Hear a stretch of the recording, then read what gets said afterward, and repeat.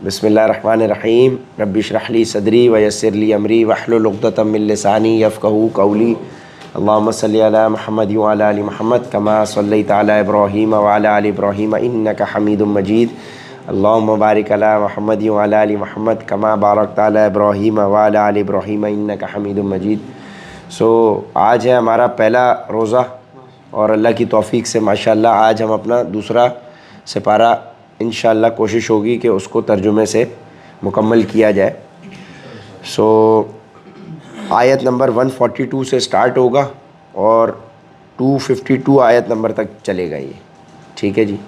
लगभग 111 आयत हैं और सूरह बकरा ही हमारी चल रही है और दूसरा सिपारा है। 2.5 पारे की तकरीबन सूरह बकरा है, तो वो इंशाअल्लाह अल्लाह ने चाहा तो तीसरे सिपारे में मुकम्मल होगी, ठीक है जी। तो बिस्मिल्लाहिर्रहमानिर्रहीम।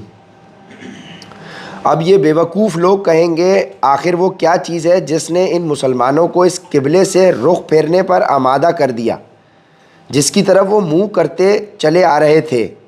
आप कह दीजिए कि मशरिक़ और मग़रिब सब अल्लाह ही के हैं, वो जिसको चाहता है सीधी राह की हिदायत कर देता है।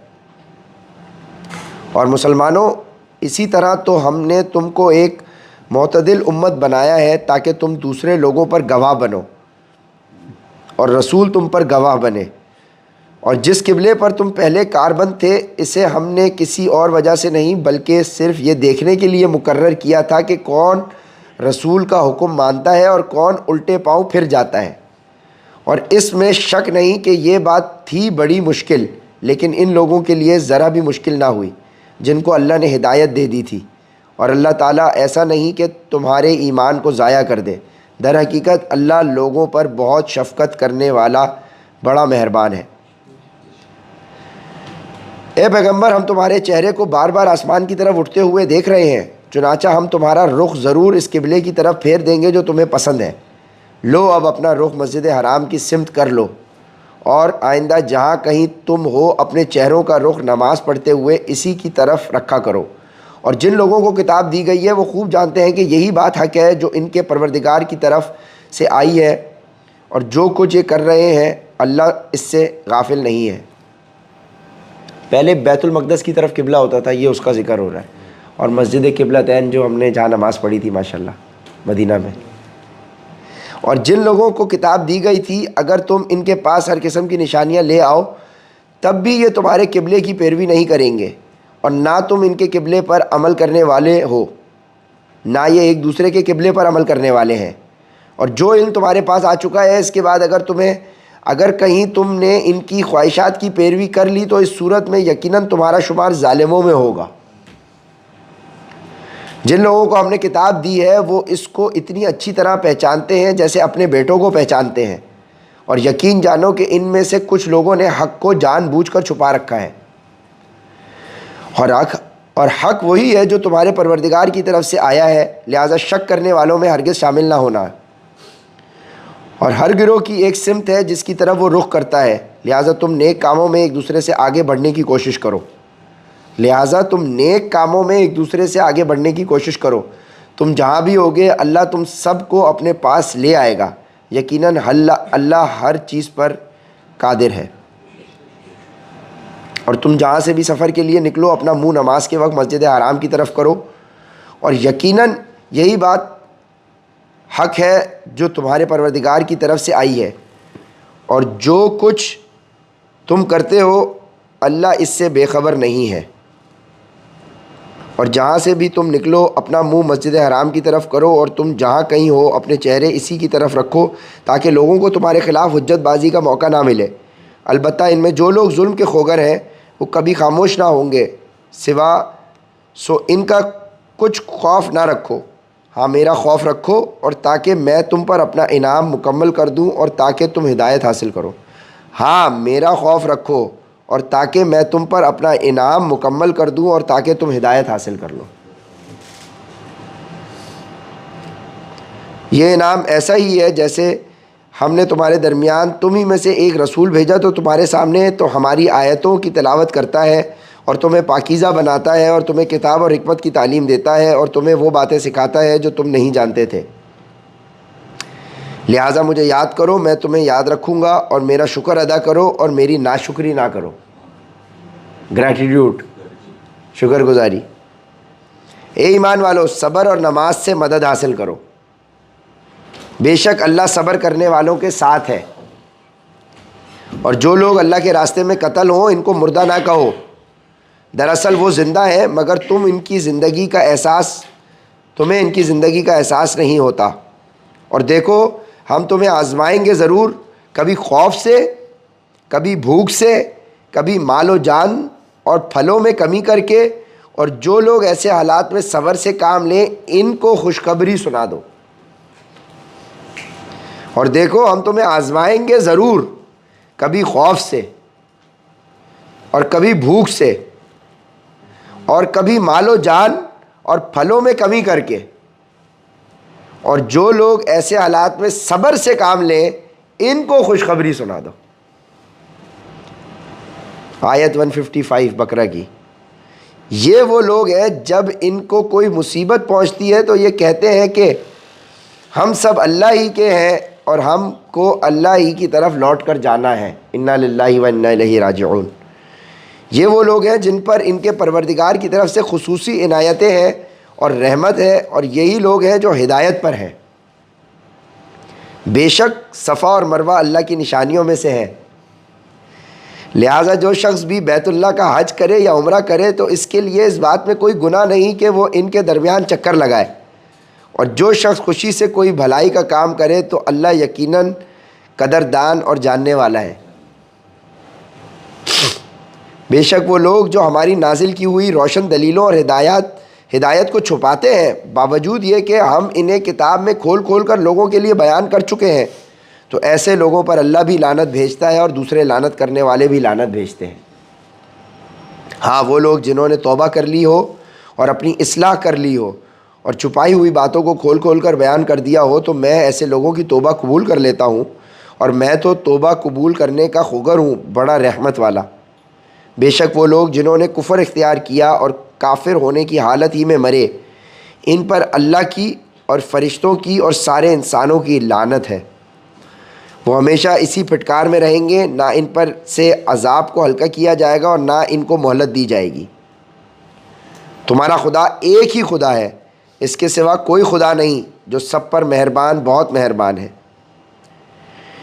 بے شک آسمانوں اور زمین کی تخلیق میں، رات دن کے لگاتار آنے جانے میں، ان کشتیوں میں جو لوگوں کے فائدے کا سامان لے کر سمندر میں تیرتی ہیں، اس پانی میں جو اللہ نے آسمان سے اتارا اور اس کے ذریعے زمین کو اس کے مردہ ہو جانے کے بعد زندگی بخشی، اور اس میں ہر قسم کے جانور پھیلا دیے، اور ہواؤں کی گردش، اور ان بادلوں میں جو آسمان اور زمین کے درمیان تابع دار بن کر کام میں لگے ہوئے ہیں، ان لوگوں کے لیے نشانیاں ہی نشانیاں ہیں جو اپنی عقل سے کام لیتے ہیں.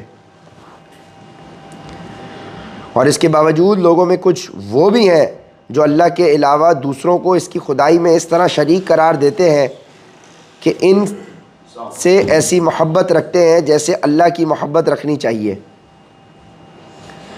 اور اس کے باوجود لوگوں میں کچھ وہ بھی ہیں جو اللہ کے علاوہ دوسروں کو اس کی خدائی میں اس طرح شریک کرتے ہیں کہ ان سے ایسی محبت رکھتے ہیں جیسے اللہ کی محبت رکھنی چاہیے. اور جو لوگ ایمان لا چکے ہیں وہ اللہ ہی سے سب سے زیادہ محبت رکھتے ہیں. اور کاش کہ یہ ظالم جب دنیا میں کوئی تکلیف دیکھتے ہیں اسی وقت یہ سمجھ لیا کریں کہ تمام تر طاقت اللہ ہی کو حاصل ہے، اور یہ کہ اللہ کا عذاب آخرت میں اس وقت بہت بڑا سخت ہوگا. جب وہ جن کے پیچھے یہ لوگ چلتے رہے ہیں اپنے پیروکاروں سے مکمل بے تعلقی کا اعلان کریں گے، اور یہ سب لوگ عذاب کو اپنی آنکھوں کے سامنے دیکھ لیں گے، اور ان کے تمام باہمی رشتے کٹ کر رہ جائیں گے. اور جنہوں نے ان پیشواؤں کی پیروی کی تھی وہ کہیں گے کہ کاش ہمیں ایک مرتبہ پھر دنیا میں لوٹنے کا موقع دے دیا جائے تو ہم بھی ان پیشواؤں سے اسی طرح بے تعلقی کا اعلان کریں جیسے انہوں نے ہم سے بے تعلقی کا اعلان کیا ہے. اس طرح اللہ انہیں دکھا دے گا کہ ان کے اعمال آج ان کے لیے حسرت ہی حسرت بن چکے ہیں، اور اب وہ کسی صورت دوزخ سے نکلنے والے نہیں ہیں. اے لوگو، زمین میں جو حلال پاکیزہ چیزیں ہیں وہ کھاؤ، اور شیطان کے نقش قدم پر نہ چلو، یقین جانو کہ وہ تمہارے لیے کھلا دشمن ہے. اب جب شیطان کے نقش قدم پہ نہ چلنے کی بات ہے تو اس کا مطلب GCF پہ عمل کرنے کی بات ہے. ایگو ایروگنس آ گیا اس کے اندر, وہ کور ہو گیا کہ اس کے نقش قدم پہ نہ چلو, اب وہ صفت اس کی ہے. اور جب ان کافروں سے کہا جاتا ہے کہ اس کلام کی پیروی کرو جو اللہ نے اتارا ہے, تو وہ کہتے ہیں کہ نہیں, ہم تو ان باتوں کی پیروی کریں گے جن پر ہم نے اپنے باپ دادوں کو پایا ہے. بھلا کیا اس صورت میں بھی ان کو یہی چاہیے جب ان کے باپ دادے دین کی ذرا بھی سمجھ نہ رکھتے ہوں اور انہوں نے کوئی آسمانی ہدایت بھی حاصل نہ کی ہو. اور جن لوگوں نے کفر کو اپنا لیا ہے, ان کو حق کی دعوت دینے کی مثال کچھ ایسی ہے جیسے کوئی شخص ان جانوروں کو زور زور سے بلائے جو ہانک پکار کے سوا کچھ نہیں سنتے. یہ بہرے گونگے اندھے ہیں لہٰذا کچھ نہیں سمجھتے. اے ایمان والو, جو پاکیزہ چیزیں ہم نے تمہیں رزق کے طور پر عطا کی ہیں ان میں سے جو چاہو کھاؤ اور اللہ کا شکر ادا کرو اگر واقعی تم صرف اسی کی بندگی کرتے ہو. شکر کرو. اس نے تو تمہارے لیے بس مردار جانور, خون اور سور حرام کیا ہے, نیز وہ جانور جس پر اللہ کے سوا کسی اور کا نام پکارا گیا ہو. ہاں, اگر کوئی شخص انتہائی مجبوری کی حالت میں ہو اور ان چیزوں میں سے کچھ کھا لے جبکہ اس کا مقصد نہ لذت حاصل کرنا ہو اور نہ وہ ضرورت کی حد سے آگے بڑھے, تو اس پر کوئی گناہ نہیں. یقیناً اللہ بہت بخشنے والا بڑا مہربان ہے. حقیقت یہ ہے کہ جو لوگ اللہ کی نازل کی ہوئی کتاب کو چھپاتے ہیں اور اس کے بدلے تھوڑی سی قیمت وصول کر لیتے ہیں, وہ اپنے پیٹ میں آگ کے سوا کچھ نہیں بھر رہے. قیامت کے دن اللہ ان سے کلام بھی نہیں کرے گا اور نہ ان کو پاک کرے گا اور نہ ان کے لیے دردناک عذاب ہے. یہ وہ لوگ ہیں جنہوں نے ہدایت کے بدلے گمراہی اور مغفرت کے بدلے عذاب کی خریداری کر لی ہے, اور مغفرت کے بدلے عذاب کی خریداری کر لی ہے. چنانچہ اندازہ کرو کہ یہ دوزخ کی آگ سہنے کے لیے کتنے تیار ہیں. یہ سب کچھ اسی لیے ہوگا کہ اللہ نے حق پر مشتمل کتاب اتاری, اور جن لوگوں نے ایسی کتاب کے بارے میں مخالفت کا رویہ اختیار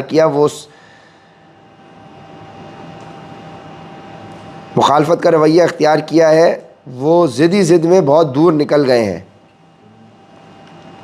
نیکی بس یہی تو نہیں کہ اپنے چہرے مشرق یا مغرب کی طرف کر لو, بلکہ نیکی یہ ہے کہ لوگ اللہ پر, آخرت کے دن پر, فرشتوں پر اور اللہ کی کتابوں اور اس کے نبیوں پر ایمان لائیں.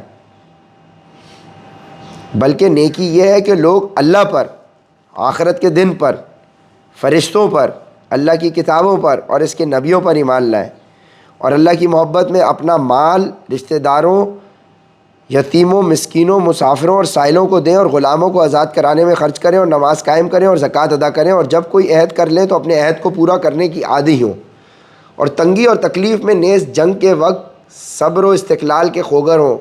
ایسے لوگ ہیں جو سچے کہلانے کے مستحق ہیں, اور یہی لوگ ہیں جو متقی ہیں. اے ایمان والو, جو لوگ جان بوجھ کر ناحق قتل کر دیے جائیں ان کے بارے میں تم پر قصاص کا حکم فرض کر دیا گیا ہے. آزاد کے بدلے آزاد, غلام کے بدلے غلام اور عورت کے بدلے عورت ہی کو قتل کیا جائے. پھر اگر قاتل کو اس کے بھائی یعنی مقتول کے وارث کی طرف سے کچھ معافی دے دی جائے تو معروف طریقے کے مطابق خون بہا کا مطالبہ کرنا وارث کا حق ہے, اور اسے خوش اسلوبی سے ادا کرنا قاتل کا فرض ہے. یہ تمہارے پروردگار کی طرف سے ایک آسانی پیدا کی گئی ہے اور ایک رحمت ہے. اس کے بعد بھی کوئی زیادتی کرے تو وہ دردناک عذاب کا مستحق ہے. اور اے عقل رکھنے والوں, تمہارے لیے قصاص میں زندگی کا سامان ہے, امید ہے کہ تم اس کی خلاف ورزی سے بچو گے.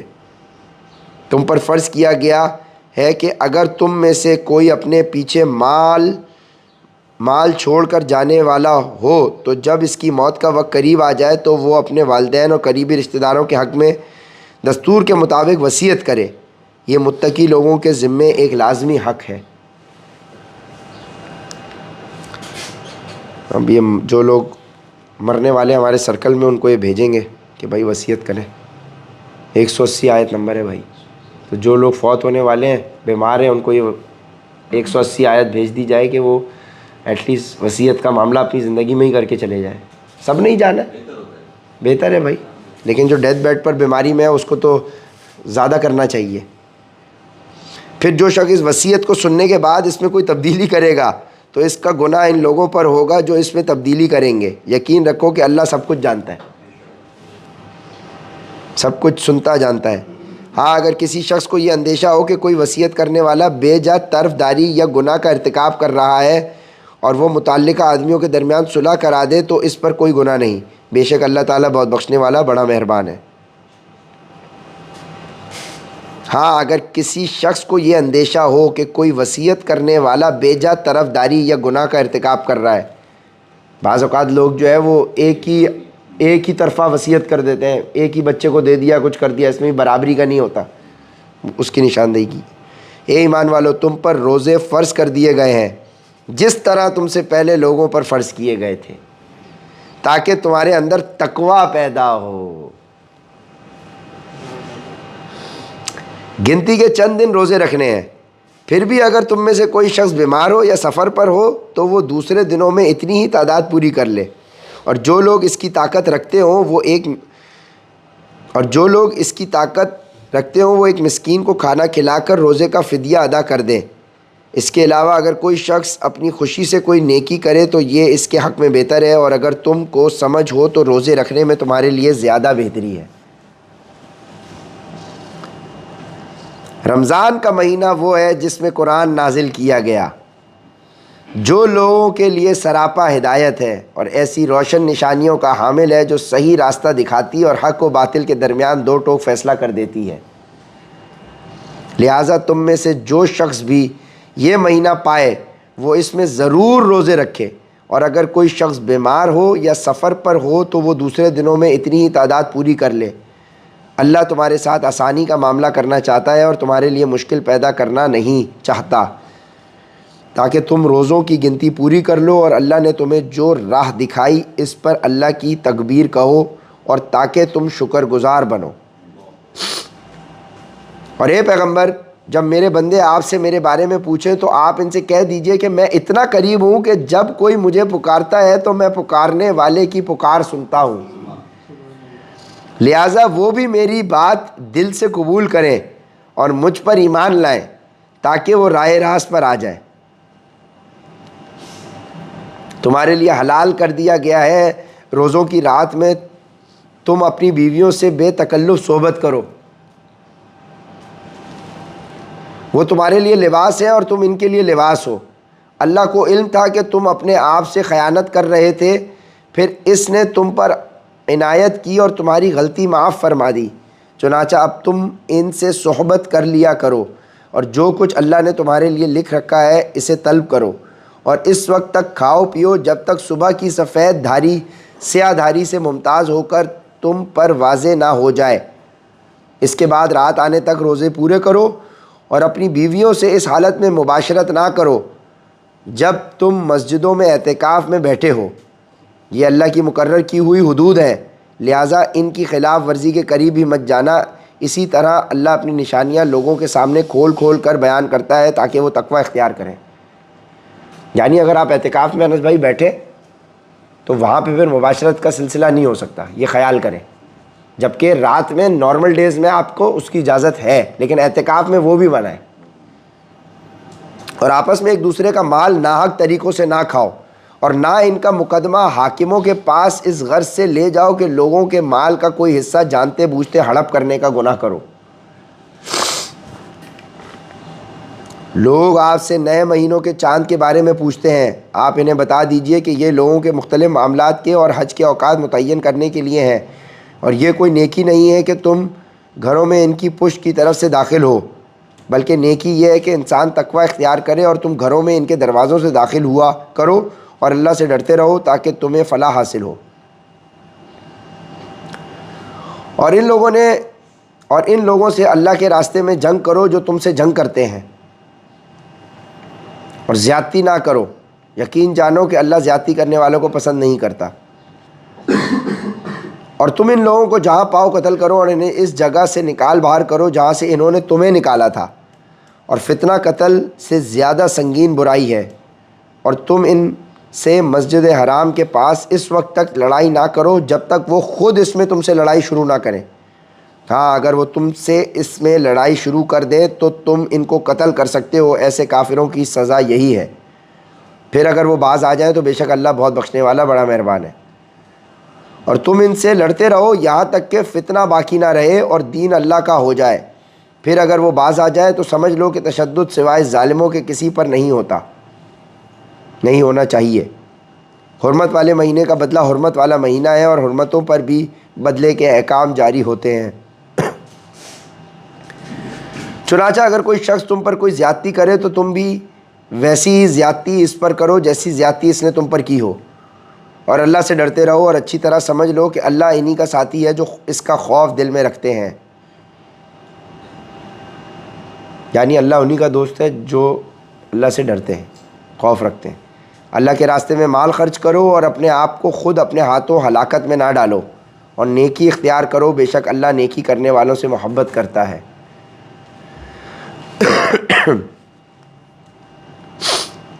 اور حج اور عمرہ اللہ کے لیے پورا ادا کرو۔ ہاں اگر تمہیں روک دیا جائے تو جو قربانی میسر ہو اللہ کے حضور پیش کرو، اور اپنے سر اس وقت تک نہ منڈواؤ جب تک قربانی اپنی جگہ نہ پہنچ جائے۔ ہاں اگر تم میں سے کوئی شخص بیمار ہو یا اس کے سر میں کوئی تکلیف ہو تو روزوں یا صدقوں یا قربانی کا فدیہ دے۔ پھر جب تم امن حاصل کر لو تو جو شخص حج کے ساتھ عمرے کا فائدہ بھی اٹھائے وہ جو قربانی میسر ہو اللہ کے حضور پیش کرے۔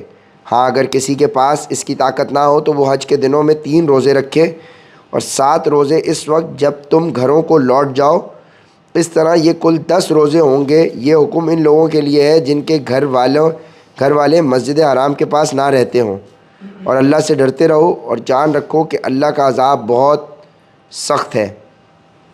حج کے دن متعین مہینے ہیں، حج کے چند متعین مہینے ہیں، چنانچہ جو شخص ان مہینوں میں احرام باندھ کر اپنے اور اوپر حج لازم کر لے تو حج کے دوران نہ کوئی فحش بات کرے، نہ کوئی گناہ، نہ کوئی جھگڑا، اور تم جو کوئی نیک کام کرو گے اللہ اسے جان لے گا۔ اور حج کے سفر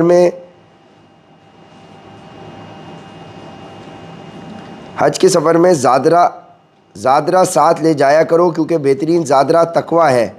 اور اے عقل والو میری نافرمانی سے ڈرتے رہو۔ زادرہ کیا چیز ہوتی ہے؟ زادرہ سفر کا سامان، اور اس میں بتایا جا رہا ہے کہ زادرہ کیونکہ بہترین زادرہ تقوی ہے، یعنی سفر کا بہترین سامان تقوی ہے، گاڈس کانشسنس۔ تم پر اس بات میں کوئی گناہ نہیں ہے کہ تم حج کے دوران تجارت یا مزدوری کے ذریعے اپنے پروردگار کا فضل تلاش کرو۔ پھر جب تم عرفات سے روانہ ہو تو مشعر حرام کے پاس جو مزدلفہ میں واقع ہے اللہ کا ذکر کرو، اور اس کا ذکر اسی طرح کرو جس طرح اس نے تمہیں ہدایت کی ہے، جبکہ اس سے پہلے تم بالکل ناواقف تھے۔ اس کے علاوہ یہ بات بھی یاد رکھو کہ تم اسی جگہ سے روانہ ہو جہاں سے عام لوگ روانہ ہوتے ہیں، اور اللہ سے مغفرت مانگو، بے شک اللہ بہت بخشنے والا بڑا مہربان ہے۔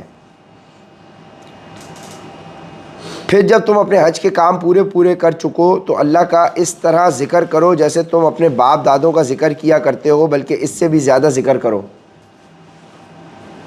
اب بعض لوگ تو وہ ہیں جو دعا میں بس یہ کہتے ہیں کہ اے ہمارے پروردگار ہمیں دنیا میں بھلائی عطا فرما اور آخرت میں ان کا کوئی حصہ نہیں ہوتا۔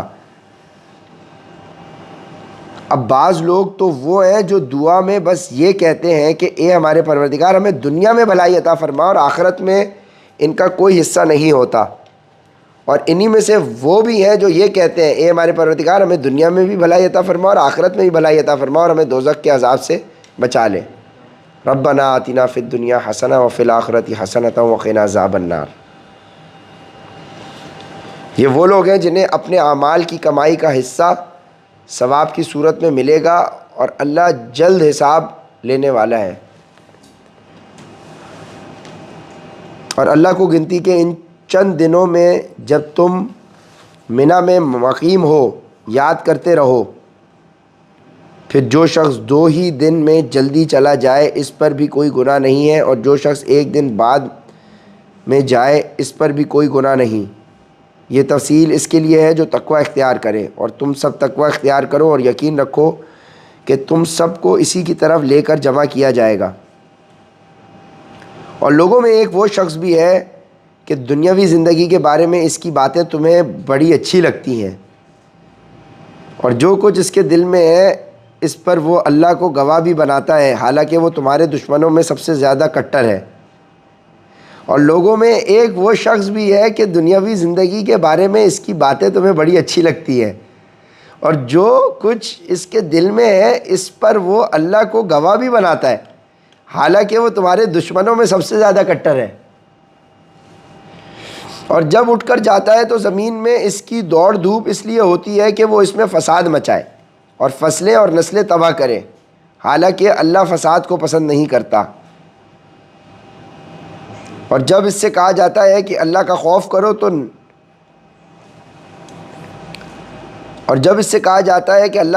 کرو تو اس کو گناہ پر اور آمادہ کر دیتی ہے، تو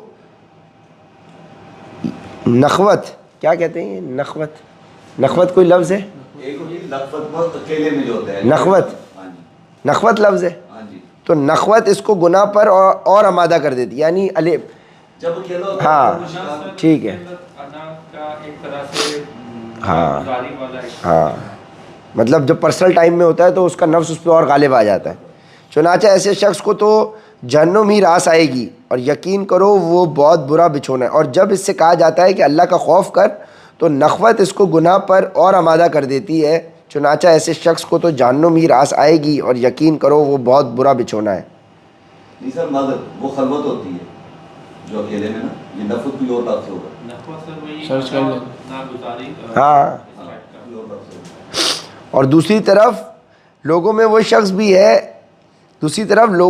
شخص بھی ہے جو اللہ کی خوشنودی کی خاطر اپنی جان کا سودا کر لیتا ہے، اور اللہ ایسے بندوں پر بڑا مہربان ہے۔ یہ تو آج کل کے حالات سے مناسبت لگ رہی ہے کہ ہمارے حکمران کہہ رہے ہیں ہم بھلائی کرنے والے ہیں، اللہ بہتر جانتا ہے بھائی۔ اے ایمان والو، اسلام میں پورے کے پورے داخل ہو جاؤ اور شیطان کے نقش قدم پر نہ چلو، یقین جانو وہ تمہارا کھلا دشمن ہے۔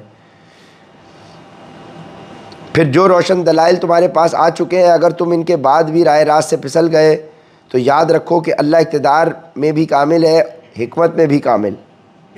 یہ کفار ایمان لانے کے لیے اس کے سوا کس بات کا انتظار کر رہے ہیں کہ اللہ خود بادل کے سائبانوں میں ان کے سامنے موجود ہو، اور فرشتے بھی اس کے ساتھ ہوں، اور سارا معاملہ ابھی چکا دیا جائے، حالانکہ آخرکار سارے معاملات اللہ ہی کی طرف تو لوٹ کر رہیں گے۔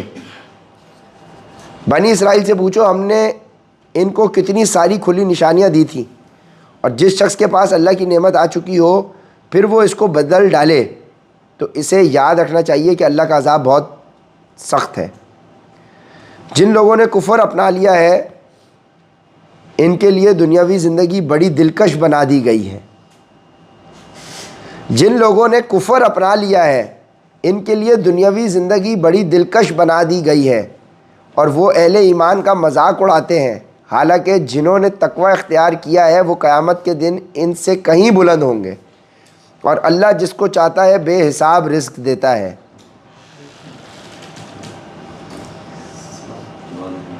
شروع میں سارے انسان ایک ہی دین کے پیروکار تھے، پھر جب ان میں اختلاف ہوا تو اللہ نے نبی بھیجے جو حق والوں کو خوشخبری سناتے اور باطل والوں کو ڈراتے تھے، اور ان کے ساتھ حق پر مشتمل کتاب نازل کی تاکہ وہ لوگوں کے درمیان ان باتوں کا فیصلہ کرے جن میں ان کا اختلاف تھا۔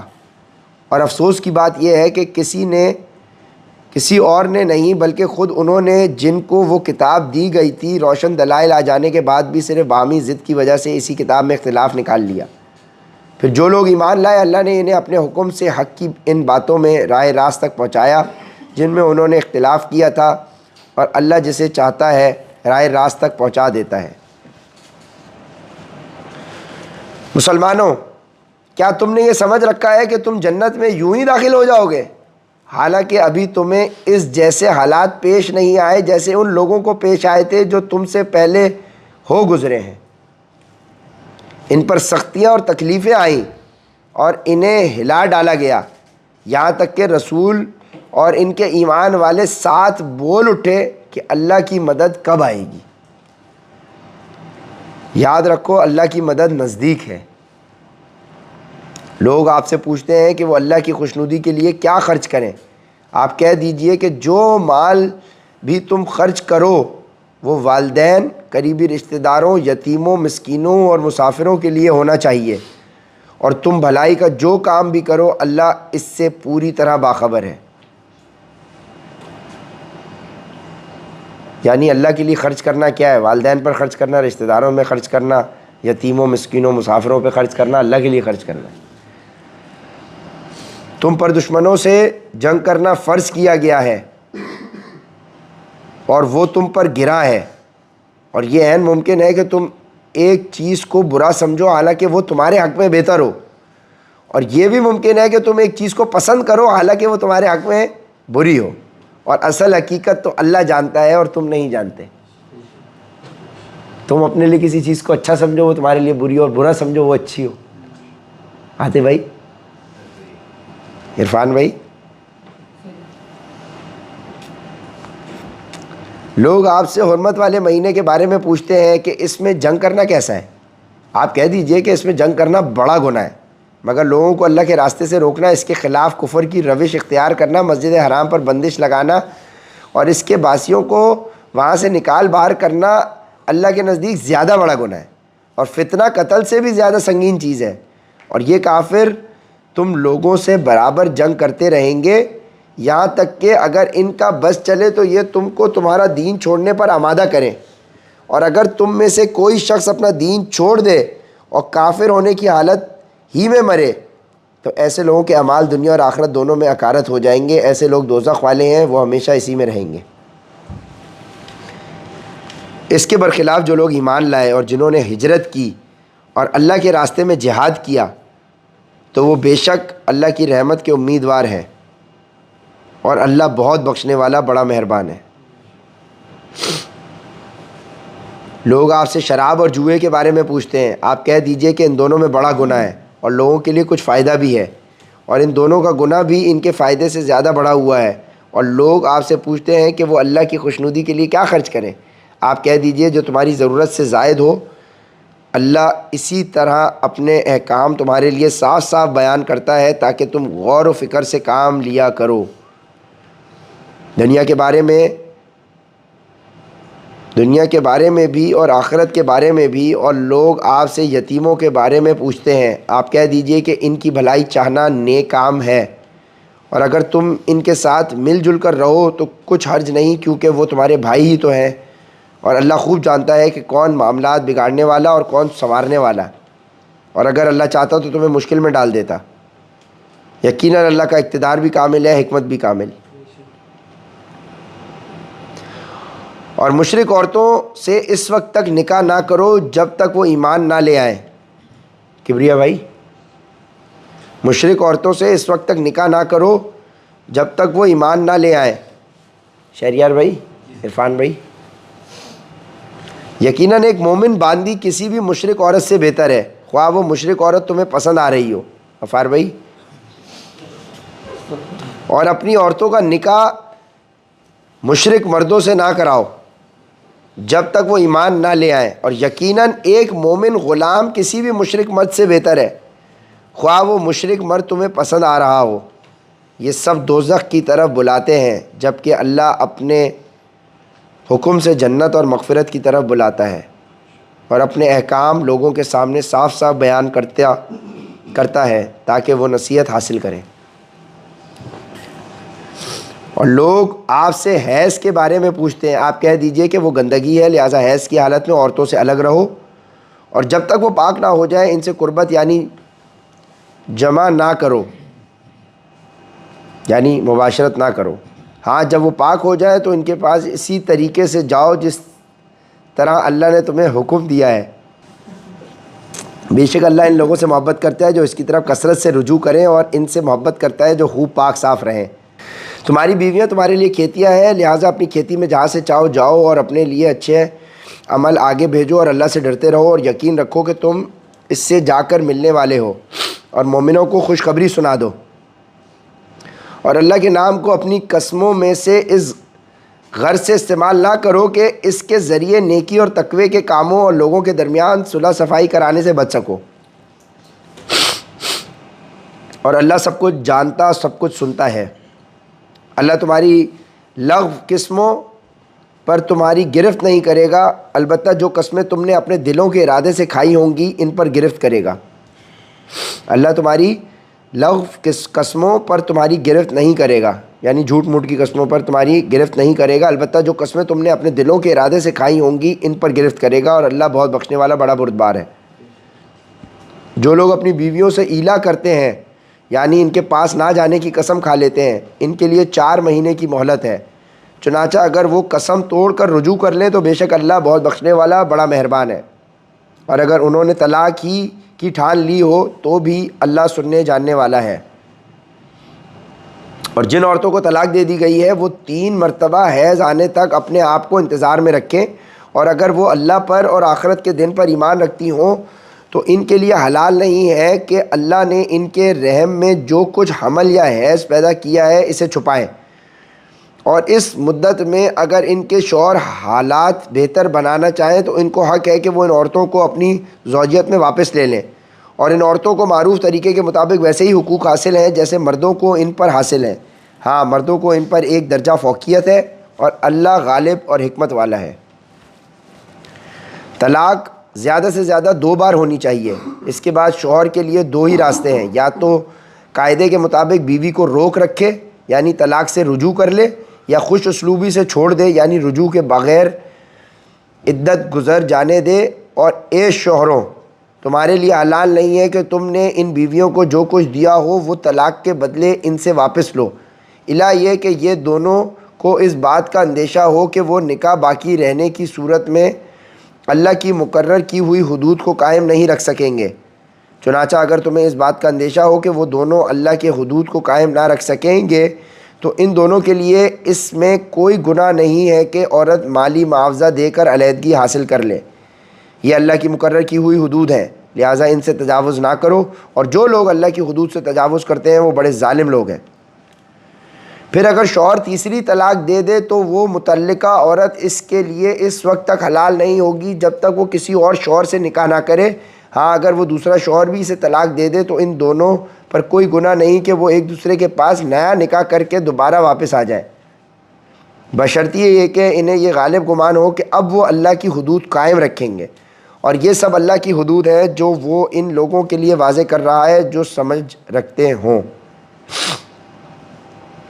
اور جب تم نے عورتوں کو طلاق دے دی ہو اور وہ اپنی عدت کے قریب پہنچ جائیں تو یا تو ان کو بھلائی کے ساتھ اپنی زوجیت میں روک رکھو، یا انہیں بھلائی کے ساتھ چھوڑ دو، اور انہیں ستانے کی خاطر اس لیے روک کر نہ رکھو کہ ان پر ظلم کر سکو، اور جو شخص ایسا کرے گا وہ خود اپنی جان پر ظلم کرے گا، اور اللہ کی آیتوں کو مذاق مت بناؤ، اور اللہ نے تم پر جو انعام فرمایا ہے اسے اور تم پر جو کتاب اور حکمت کی باتیں تمہیں نصیحت کرنے کے لیے نازل کی ہیں انہیں یاد رکھو، اور اللہ سے ڈرتے رہو، اور جان رکھو کہ اللہ ہی ہر چیز کو خوب جانتا ہے۔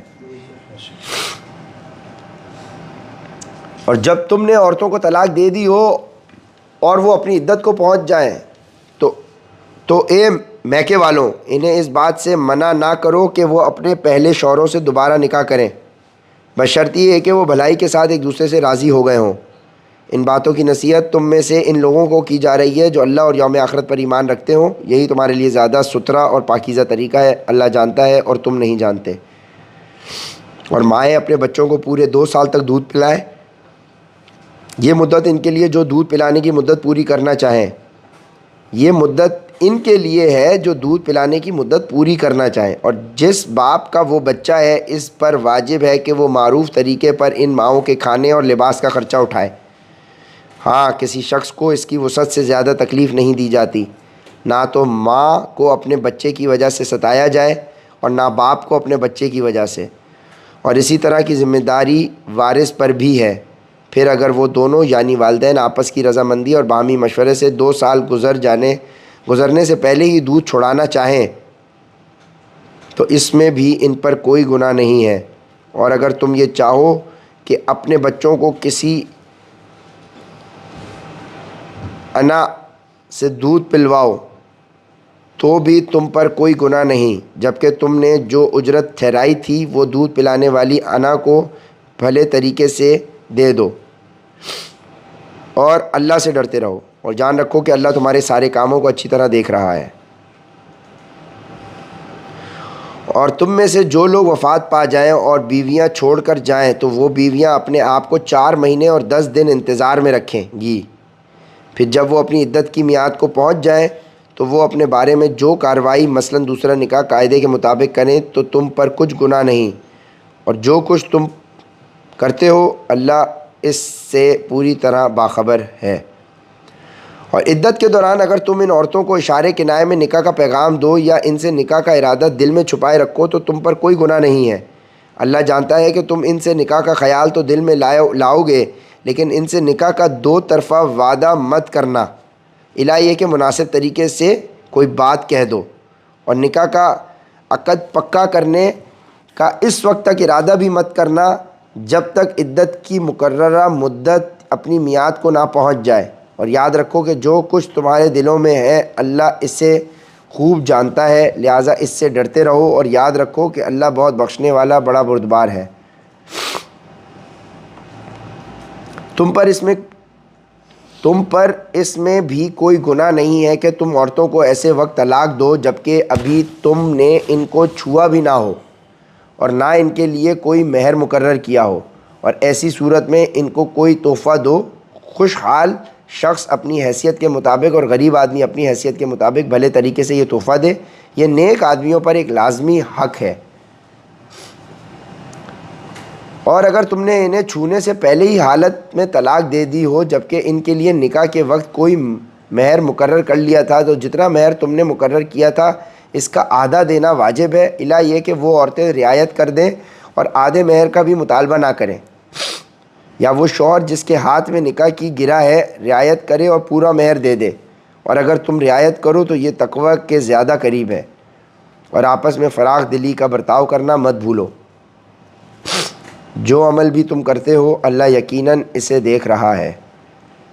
تمام نمازوں کا پورا خیال رکھو، اور خاص طور پر بیچ کی نماز کا، اور اللہ کے سامنے باادب فرما بردار بن کر کھڑے ہوا کرو، اور اللہ کے سامنے باادب فرما بردار بن کر کھڑے ہوا کرو۔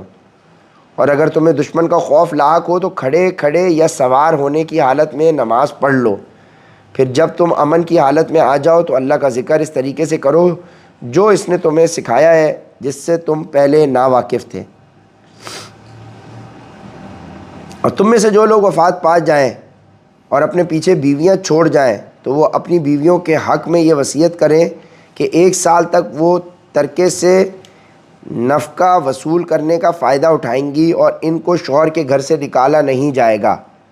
ہاں اگر وہ خود نکل جائیں تو اپنے حق میں قاعدے کے مطابق وہ جو کچھ بھی کریں اس میں تم پر کوئی گناہ نہیں ہوگا، اور اللہ صاحب اقتدار بھی ہے صاحب حکمت بھی۔ اور متعلقہ عورتوں کو قاعدے کے مطابق فائدہ پہنچانا متقیوں پر ان کا حق ہے۔ اللہ اپنے احکام اسی طرح وضاحت سے تمہارے سامنے بیان کرتا ہے تاکہ تم سمجھداری سے کام لو۔ کیا تمہیں ان لوگوں کا حال معلوم نہیں ہوا جو موت سے بچنے کے لیے اپنے گھروں سے نکل آئے تھے اور وہ ہزاروں کی تعداد میں تھے، چنانچہ اللہ نے ان سے کہا مر جاؤ، پھر انہیں زندہ کیا۔ حقیقت یہ ہے کہ اللہ لوگوں پر بہت فضل فرمانے والا ہے، لیکن اکثر لوگ شکر ادا نہیں کرتے۔ اور اللہ کے راستے میں جنگ کرو اور یقین رکھو کہ اللہ خوب سننے والا خوب جاننے والا ہے۔ کون ہے جو اللہ کو اچھے طریقے پر قرض دے تاکہ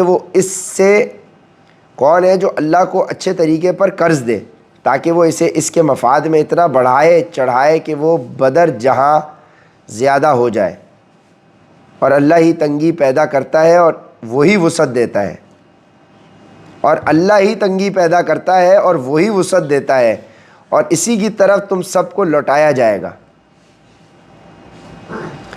کیا تمہیں موسیٰ کے بعد بنی اسرائیل کے گروہ کے اس واقعے کا علم نہیں ہوا جب انہوں نے اپنے ایک نبی سے کہا تھا کہ ہمارا ایک بادشاہ مقرر کر دیجئے تاکہ اس کے جھنڈے تلے ہم اللہ کے راستے میں جنگ کر سکیں؟ نبی نے کہا کیا تم لوگوں سے یہ بات کچھ بعید ہے کہ جب تم پر جنگ فرض کی جائے تو تم نہ لڑو؟ انہوں نے کہا بھلا ہمیں کیا ہو جائے گا جو ہم اللہ کے راستے میں جنگ نہ کریں گے، حالانکہ ہمیں اپنے گھروں اور اپنے بچوں کے پاس سے نکال باہر کیا گیا ہے۔ پھر ہوا یہ کہ جب ان پر جنگ فرض کی گئی تو ان میں سے تھوڑے لوگوں کو چھوڑ کر باقی سب پیٹ پھیر کر چلے گئے، اور اللہ ظالموں کو خوب جانتا ہے۔ اور اللہ نے اور ان کے نبی نے ان سے کہا کہ اللہ نے تمہارے لیے طالوت کو بادشاہ بنا کر بھیجا ہے۔ کہنے لگے بھلا اس کو ہم پر بادشاہت کرنے کا حق کہاں سے آ گیا؟ ہم اس کے مقابلے میں بادشاہت کے زیادہ مستحق ہیں، اور اس کو تو مالی وسعت بھی حاصل نہیں۔ نبی نے کہا اللہ نے ان کو تم پر فضیلت دے کر چنا ہے، اور انہیں علم اور جسم میں تم سے زیادہ وسعت عطا کی ہے۔ یعنی اللہ نے جن کو منتخب کیا وہ علم اور جسم میں تم سے زیادہ وسعت عطا کی ہے۔ سلیکشن کا کرائٹیریا اللہ کا کیا تھا؟ علم بھی تھا اور جسم بھی تھا، یعنی فٹنس بھی تھی اور علم بھی تھا۔ یعنی بغیر فٹنس کے سلیکشن بھی نہیں ہوگی لیڈر کی۔ انس بھائی نوٹ کر لو، بغیر فٹنس والے لیڈر کی بھی سلیکشن منقطع کرو۔ اور اللہ اپنا ملک جس کو چاہتا ہے دیتا ہے، اور اللہ بڑی وسعت اور بڑا علم رکھنے والا ہے۔ شعیب کی تو اچھی ہو گئی ہے ماشاءاللہ۔ شعیب کہاں ہے؟ ماشاءاللہ، جسٹ لائک اے بوائے۔ اور ان سے ان کے نبی نے یہ بھی کہا کہ طالوت کی بادشاہت کی علامت یہ ہے کہ تمہارے پاس وہ صندوق واپس آ جائے گا جس میں تمہارے پروردگار کی طرف سے سکینت کا سامان ہے، اور موسیٰ اور ہارون نے جو اشیاء چھوڑی تھیں ان میں سے کچھ باقی ماندہ چیزیں ہیں، اسے فرشتے اٹھائے ہوئے لائیں گے۔ اگر تم مومن ہو تو تمہارے لیے اسی میں بڑی نشانیاں ہیں۔ چنانچہ جب طالوت لشکر کے ساتھ روانہ ہوا تو اس نے لشکر والوں سے کہا اللہ ایک دریا کے ذریعے تمہارا امتحان لینے والا ہے، جو شخص اس دریا سے پانی پیے گا وہ میرا آدمی نہیں ہوگا، اور جو اسے نہیں چکھے گا وہ میرا آدمی ہوگا۔ الہ یہ کہ کوئی اپنے ہاتھ سے ایک چلو بھر لے تو کچھ حرج نہیں۔ پھر ہوا یہ کہ ان میں سے تھوڑے آدمیوں کے سوا باقی سب نے اس دریا سے خوب پانی پیا۔ چنانچہ جب وہ یعنی طالوت اور اس کے ساتھ ایمان رکھنے والے دریا کے پار اترے تو یہ لوگ جنہوں نے طالوت کا حکم نہیں مانا تھا کہنے لگے آج جالوت اور اس کے لشکر کا مقابلہ کرنے کی ہم میں بالکل طاقت نہیں ہے۔ مگر جن لوگوں کا ایمان تھا کہ وہ اللہ سے جا ملنے والے ہیں انہوں نے کہا نہ جانے کتنی چھوٹی جماعتیں ہیں جو اللہ کے حکم سے بڑی جماعتوں پر غالب آئی ہیں، اور اللہ ان لوگوں کا ساتھی ہے جو صبر سے کام لیتے ہیں۔ کیا پتہ چل رہا ہے کہ اللہ کے ہاں کوانٹٹی ہونا ضروری نہیں ہے لوگوں کی اگلے پہ غالب آنے کے لیے، ایمان ہونا ضروری ہے۔ وہی بدر کا بھی جو سلسلہ ہے۔ اور جب یہ لوگ جالوت اور اس کے لشکروں کے آمنے سامنے ہوئے تو انہوں نے کہا اے ہمارے پروردگار صبر و استقلال کی صفت ہم پر انڈیل دے، ہمیں ثابت قدمی بخش دے، کنسسٹنسی، پیشنس، اور ہمیں اس کافر قوم کے مقابلے میں فتح اور نصرت عطا فرما دے۔ یعنی سکسیس مانگ رہے ہیں تو اس کے لیے ثابت قدمی، استقامت یعنی کنسسٹنسی بھی۔ چنانچہ انہوں نے اللہ کے حکم سے ان جالوت کے ساتھیوں کو شکست دی، اور داؤد نے جالوت کو قتل کیا، اور اللہ نے اس کو سلطنت اور دانائی عطا کی، اور جو علم چاہا اس کو عطا فرمایا۔ اگر اللہ لوگوں کا ایک دوسرے کے ذریعے دفاع نہ کرے تو زمین میں فساد پھیل جائے، لیکن اللہ تمام جہانوں پر بڑا فضل فرمانے والا ہے۔ یہ اللہ کی آیات ہیں جو ہم آپ کے سامنے ٹھیک ٹھیک پڑھ کر سناتے ہیں۔ یہ اللہ کی آیات ہیں جو ہم آپ کے سامنے ٹھیک ٹھیک پڑھ کر سناتے ہیں، اور آپ بے شک ان پیغمبروں میں سے ہیں جو رسول بنا کر بھیجے گئے ہیں۔ وآخر دعوانا الحمد للہ رب العالمین۔ ماشاءاللہ۔